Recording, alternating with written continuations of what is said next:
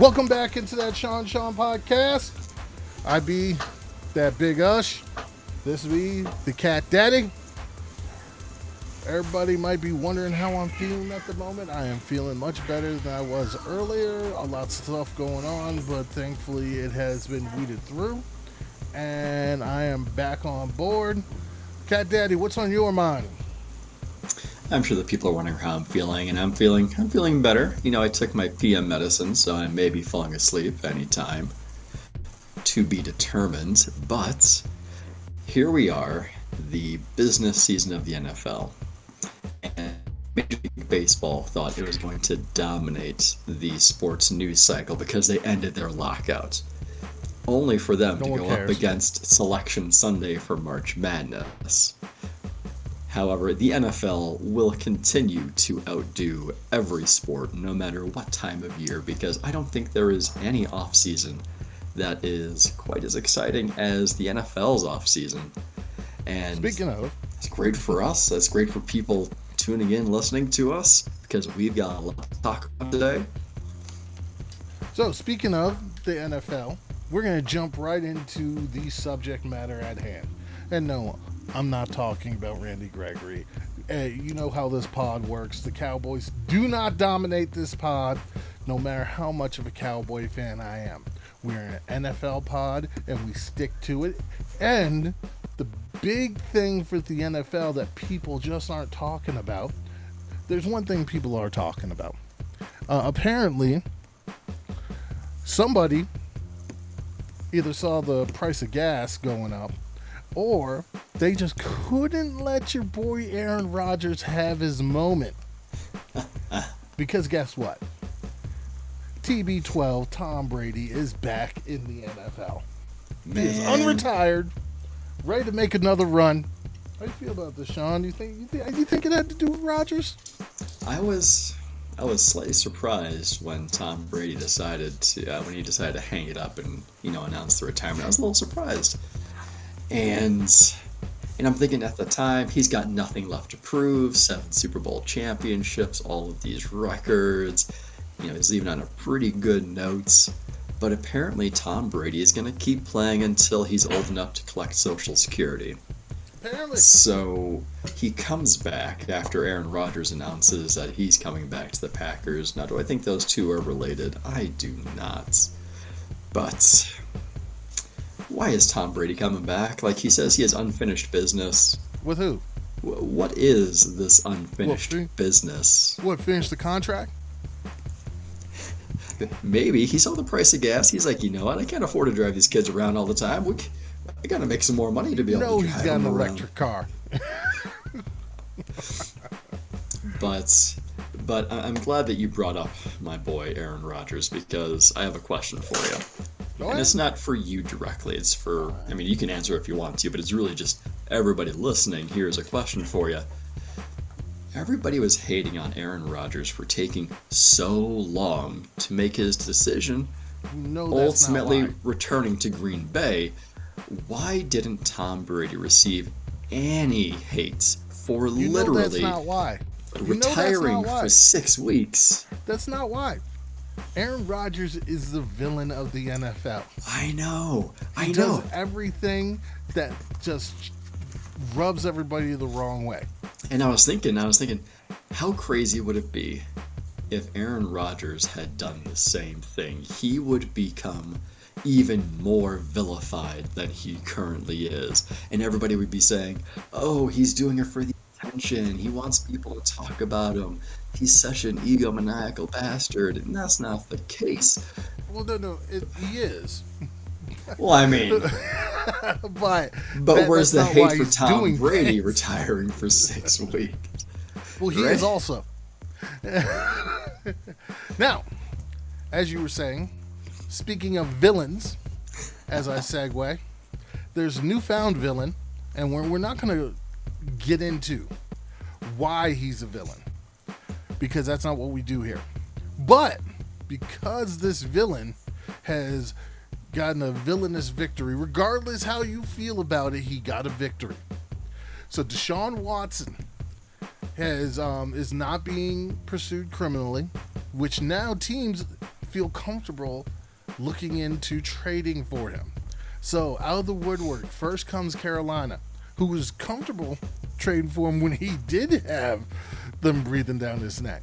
You also have the New Orleans Saints coming in here, and there's free agency impact to the New Orleans Saints. People have rumored of the Seattle Seahawks. The Atlanta Falcons apparently are in the mix. The Cleveland Browns want to talk to him, and apparently this story has been refuted, but there was a story that the San Francisco 49ers also wanted to talk to Deshaun Watson. This is craziness. I mean, he's good, but is he really this good? You gotta trust your sources in those too. I don't know why San Francisco would even try kicking the tires. Because he's better than everybody on staff. He is, but you don't trade up as much as you do to get Trey Lance just to say, you know what, let's trade Deshaun Watson the following season.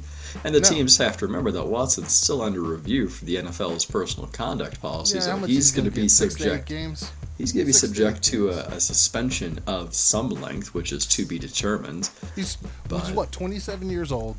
He gets 6 to 8 game suspension. I mean, dropping the bucket. All you gotta do is just get through the first half of the season if that's the case. Can you make it through the first half of the season? And they probably won't even suspend him till next year. It's possible, depending on how quick Roger Goodell and the Office of Clowns work. They're probably going to wait till these, because the civil suit is still going. Yeah, that's true. That's true. No. But if we're picking teams, I'm going to keep pounding for the Carolina Panthers to trade for him, just like I did last year. And I'm bound for a different team. I'm going with the New Orleans Saints. I like the fit. I like what they have there. And apparently, there's a big ticket free agent who's waiting to see what happens with Deshaun Watson. Man, nobody cares about Will Fuller. What he's going to do. Nobody cares about Will Fuller. No, not talking about Will Fuller. Who's this big free agent? Teron Armstead. Ooh.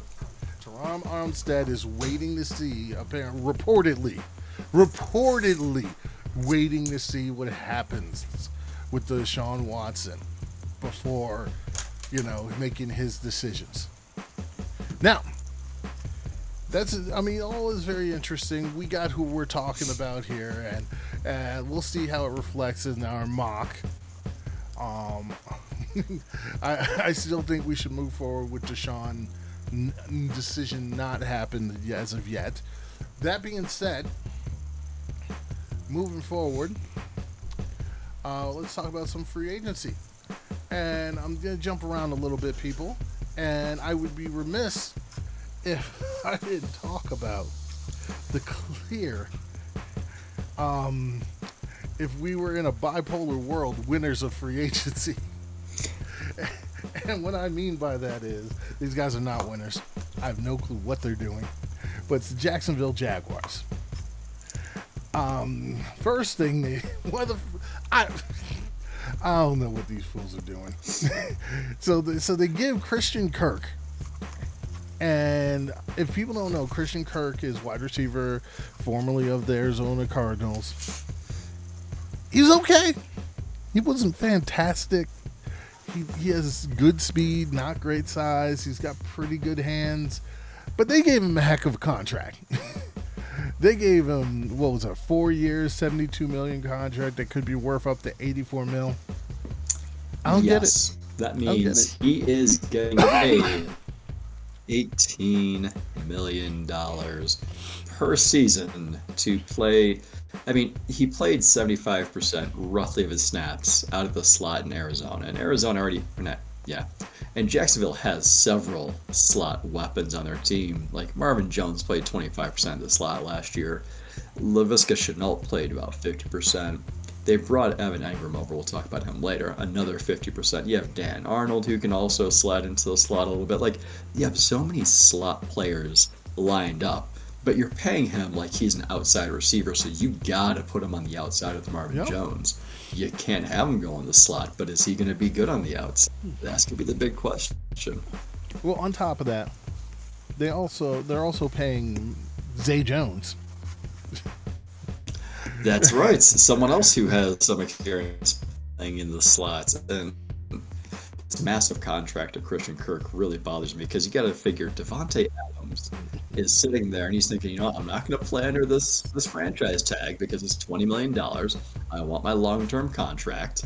And with how Christian Kirk is getting paid base $18 million per year for all that he does, Devontae Adams is a guy sitting there thinking, I'm only going to get $2 million more than this guy, and I've done how much more than this guy, and I'll continue to do how much more than this guy. So Devontae Adams could really go to the Green Bay front office and ask for like $35 million per year at this point. It's going to be wacky.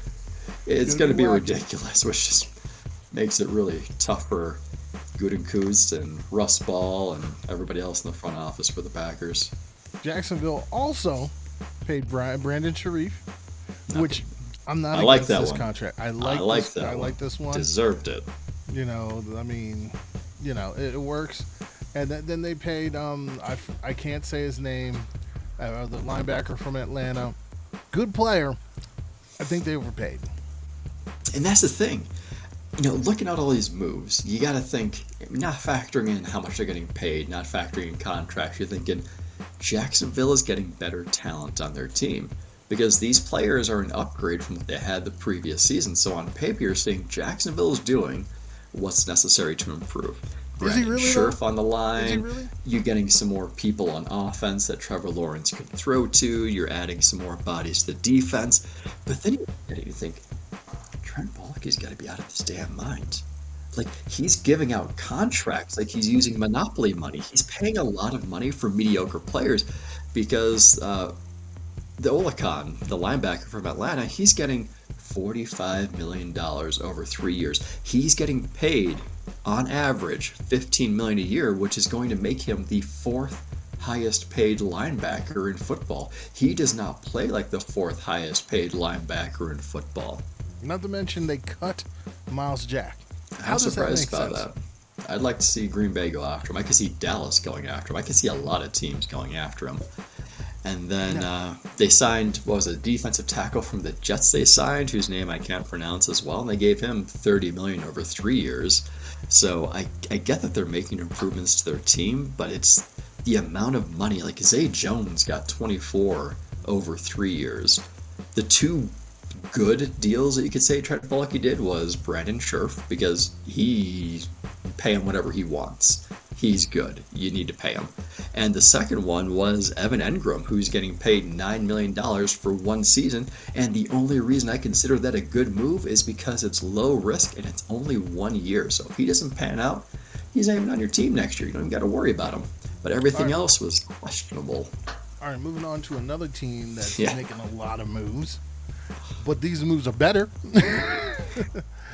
So the Los Angeles Chargers decided we're pretty good on offense.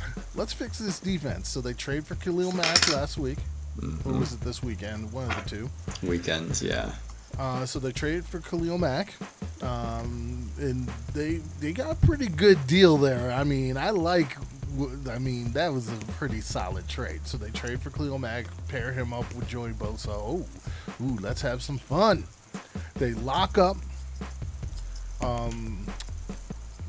Mike Williams to a pretty solid contract. When you look at what Christian Kirk got locked up to.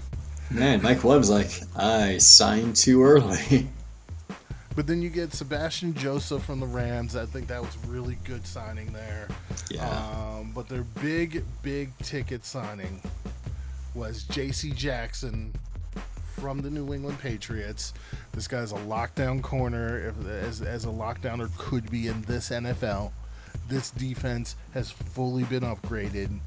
This is going to be very interesting heading into a very deep draft. No, I love all the moves they made because it gives them so much flexibility in the draft, and it's all on defense, and they knew that was an area of opportunity for them. So you're adding J.C. Jackson to a secondary that already has Derwin James, already has Asante Samuel Jr. back there. You have Khalil Mack to play an edge opposite of Joey Bosa, so now you're giving him a good veteran presence to play off of. And then you added two defensive tackles because they have Sebastian Joseph Day, and they also got Austin Johnson. Both of them are pretty good. So you're thinking the Chargers are really all charged up on defense for this one. So flipping over, we're going to go to Denver and what Denver's done. And yes, some people might think this might trigger me. So, first one I'm going to go with is their big ticket one, the stolen player, Randy Gregory. It's announced that he's signing with Dallas due to nonsense language that shouldn't even have affected the deal. And I don't think it really did affect the deal personally. I think this is the cop-out that the agent is using. The agent is being shady. The agent's getting a better bottom line from Denver. Denver's actually offering more money. And the agent's getting a better bottom line. And I'm going to call out the agent right now. I think the agent was real shady with this. He lives in Denver, and I'm not going to get into any more of that. But that being said, Randy Gregory gets to go to Denver, be running mates with Bradley Chubb. We also have another guy, DJ Jones from San Francisco, heads over to Denver. This all with the Russell Wilson trade, which we talked about last week. Denver does get better here. They get better in here. Also going into the draft, they've got good weapons already. So they can afford to either go offensive line or continue to go defense, let's say linebacker. Any thoughts on what Denver's done here? The big thing was Russell Wilson. That was obviously the biggest thing. So now they got to go all in. Randy Gregory, stolen pickup, good pickup. Other moves they made so far haven't been terribly exciting, but it's not as if that team needed DJ to. Jones is really good, though. It's not like the team needed a lot of pieces to be added. The defense is pretty good. They just have to make sure they pick up where Vic Fangio had them. Make sure they keep playing at a high level. And you got your quarterback. We discussed last week. They should be a potential playoff contender, without a doubt. And it gives, just like we were just talking about a few seconds ago. Chargers? Yeah, Chargers gives them a lot of flexibility with the draft. All right. Not that they have a first-round pick or a second-round pick. Speaking of, we're going to the one of the other two teams, because one of the teams we're not really going to talk about. The Las Vegas Raiders didn't really do too much. Nothing that moves the needle. But what's that? What were you going to talk about? That's the needle. But the Kansas City Chiefs. Whoa! See if this. Wait, I thought we were sticking with the Raiders. No. I said nothing that, in my opinion, moves the needle. You go ahead and speak. Did anything the Raiders do move the needle? Yeah, I mean, you're thinking last week was a really wild week for the West, the AFC West, because on Tuesday, franchise tag was given to Orlando Brown for Kansas City. Then Wednesday, Denver's like, you know what, hold our beer, we're going to trade for Russell Wilson. Thursday, Los Angeles like, well, hold our beer, we're going to trade for Khalil Mack. Right. And then Friday comes around, and the Raiders like, all right, guys, we got to do something. Let's give Max Crosby an extension. 4 years, yes, $95 million. Now getting paid like one of the top 5 defensive ends, edges. I was talking more for league. free agency, but I get you. They did something that moved a needle. But that's not necessarily free agency in my opinion. Locking up your own isn't really free agency. Now with the Chiefs, that's a good move for the Raiders, but it doesn't change their team. That's more what I was saying. Here's my question for the Chiefs. So they let Tyrann Mathieu walk, and they bring in Justin Reed. Does this do anything for you? Justin Reed he's good. I mean, my preference would be Tyrann Mathieu. My understanding is they didn't even try. Yeah, I that was my understanding too. They just let him walk. They didn't even make an offer, not even anything. So I'm not sure if there was something behind the scenes going on where like, you know what, it's time, it's a good time to part. Let's not make it complicated. Justin Reed is good. I think he should do well in the Kansas City defense. I was just a little surprised they didn't do anything for Tyrann Mathieu. All right, so all that being said, do you think there's any change in dynamic here in this division that has pushed any team to the forefront here? Are we looking purely at the legal tampering free agency stuff? Yes. Or no. I'm talking about everything that's done through the offseason so far. Let's see. I love the consistency that the Chargers have with a lot of their roster, especially with the staff. I love that there's the consistency there, and they're adding pieces to it, veteran pieces. So I like Los Angeles more than last year. I think Denver should do better. I think Las Vegas may take a step backwards. They haven't done much in free agency, and they have holes that need to be filled, but they could be waiting for the second wave. You know, the first wave, that first week or so, is pretty much teams bidding against themselves for the higher talent, the better talents, and then other teams like the Patriots, where Josh McDaniel and their come from, take the approach of, well, wait for the second wave. Let's get the bargain players, and that may be the approach they're taking. But I was expecting a splash. Green Bay does. I mean, Green Bay doesn't do anything in free agency. All right, next up, we're going to talk about Pittsburgh. So they got a new quarterback, Mitchell Trubisky. They've got a new center, maybe Mason Cole, or maybe James Daniels, or I have no clue what they're doing with the offensive line. I do like the Levi Wallace signing, which they did recently. They got him for very good value. They got Mitchell Trubisky for really good value also. Yeah, I almost feel similar to Pittsburgh's offensive line like I did with Jacksonville. They're adding people, so technically it's getting better, but how much better is it getting? So is there improvement? I think so. I was surprised that Mitchell Trubisky was the only quarterback who agreed to terms on the opening day of the tampering period.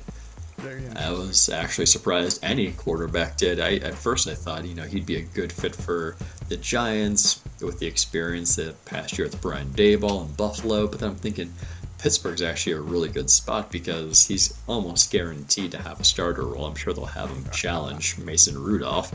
So he has a more direct path to a starting opportunity, which is going to be good for him.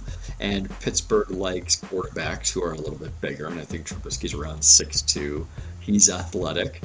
And they like quarterbacks who have a low yard per attempt. So Trubisky fits right in. Even though he still has a big arm, it's weird. Yeah, he should be a pretty good fit, but I imagine Pittsburgh's going to run the ball a lot more this year. Now, the big splash in this division was made by Baltimore, who signed Marcus Williams. They also made a smaller splash by getting Morgan Moses from the Jets. I don't know how much this. I mean, Marcus Williams is really good, but he's not a corner. They're pretty good at safety last year. I mean, he's not a corner.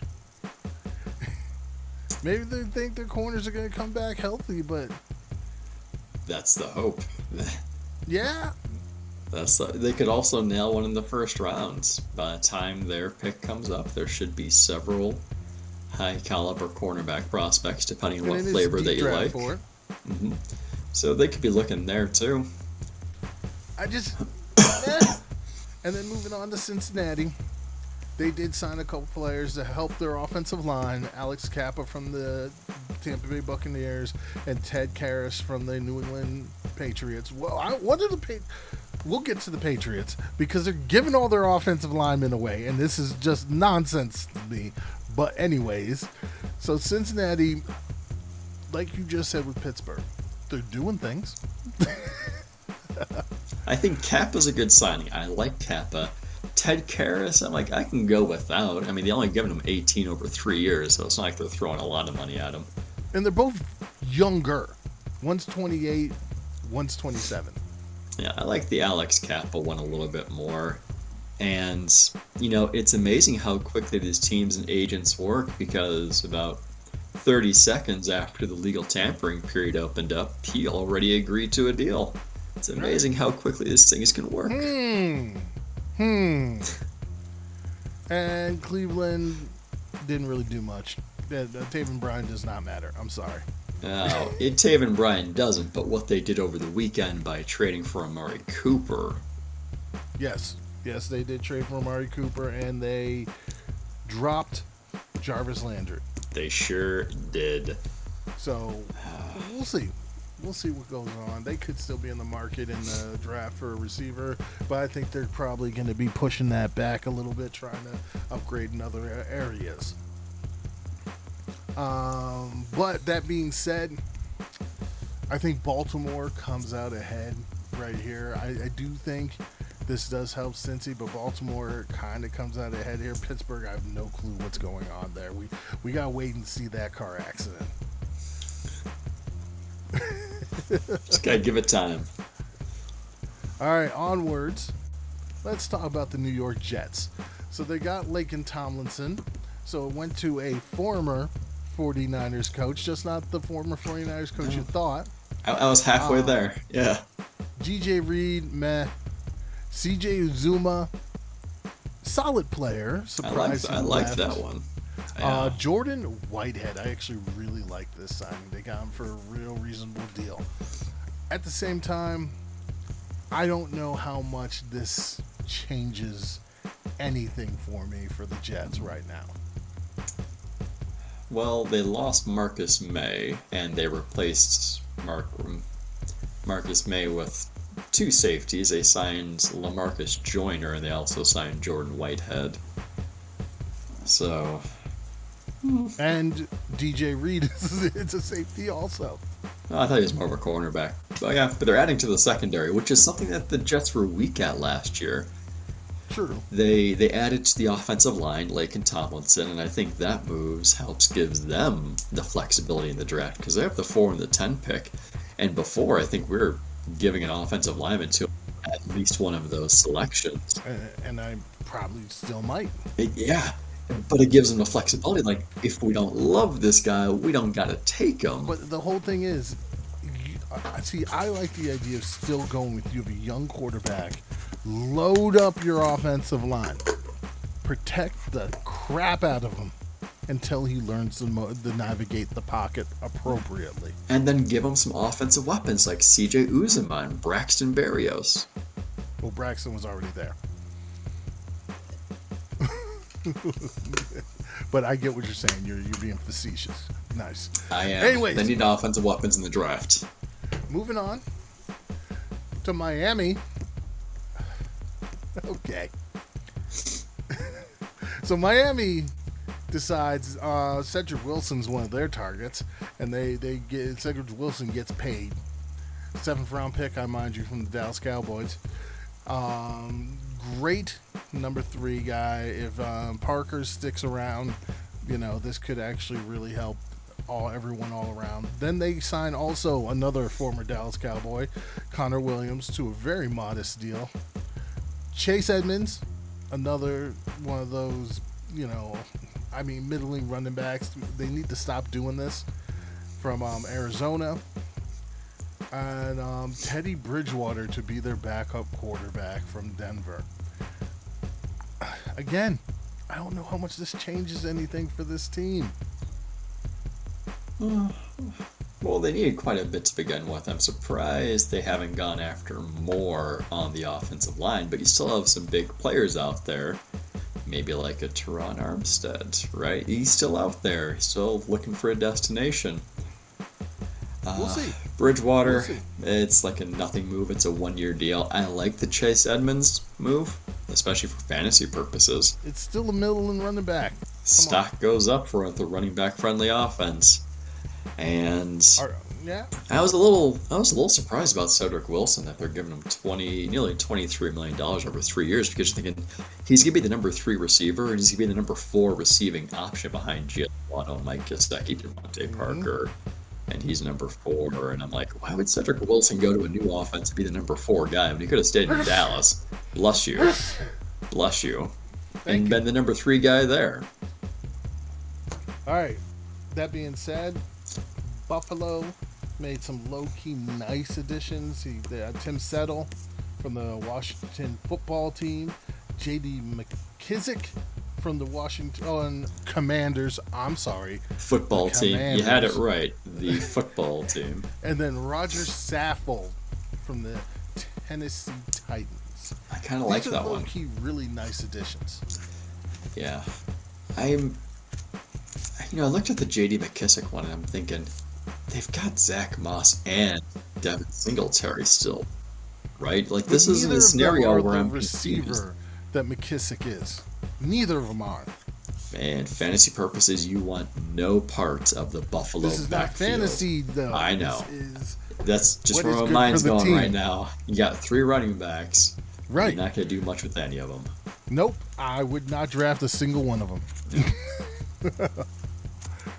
But in terms of this team, that really helps out Josh Allen.